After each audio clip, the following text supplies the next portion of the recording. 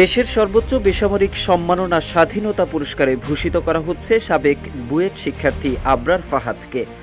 অন্যায়ের বিরুদ্ধে দাঁড়ানোর প্রতীক ও মুক্ত চিন্তার প্রতিচ্ছবি হিসেবে পরিচিত আবরার ফাহাদকে নিজ ক্যাম্পাসে পিটিয়ে হত্যা করে গত বছর ছাত্র জনতার গণঅভ্যুত্থানে ক্ষমতা হারানো আওয়ামী লীগ সরকারের ছাত্র সংগঠন, বর্তমানে নিষিদ্ধ সংগঠন ছাত্রলীগের কিছু সদস্য।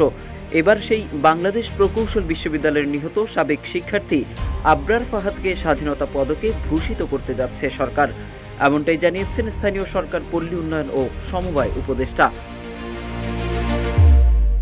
৩ মার্চ সোমবার অন্তর্বর্তী সরকারের স্থানীয় সরকার, পল্লী উন্নয়ন ও সমবায় মন্ত্রণালয়ের উপদেষ্টা আসিফ মাহমুদ সজীব ভুইয়া নিজের ভেরিফাইড ফেসবুক পোস্টের মাধ্যমে আবরার ফাহাদকে স্বাধীনতা পুরস্কারে ভূষিত করার বিষয়ে জানান।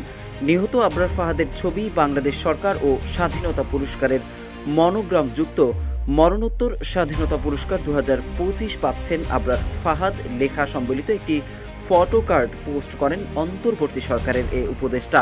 দেশ জুড়ে তোলপা ওয়ালটন ফ্রিজ কিনে আপনিও হয়ে যেতে পারেন মিলেনিয়ার। উপদেষ্টা আসিফ মাহমুদ সজীব ভুইয়া পোস্টের ক্যাপশনে আবরার ফাহাদকে অন্যায়ের বিরুদ্ধে সাহসিকতার প্রতীক আখ্যা দিয়ে লেখেন, অন্যায়ের বিরুদ্ধে দাঁড়ানো সাহসিকতার প্রতীক, মুক্ত চিন্তার এক প্রতিচ্ছবি আবরার ফাহাদ।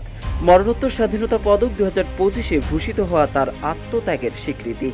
আবরার ফাহাদের আদর্শ ন্যায় বিচারের পথে অনুপ্রেরণা আখ্যা দিয়ে উপদেষ্টা আরও লেখেন, তার আদর্শ আমাদের আলোকিত করে, ন্যায় বিচারের পথে এগিয়ে যেতে অনুপ্রেরণা দেয়, জাতি তোমাকে ভুলবে না আবরার, যোগ করেন উপদেষ্টা।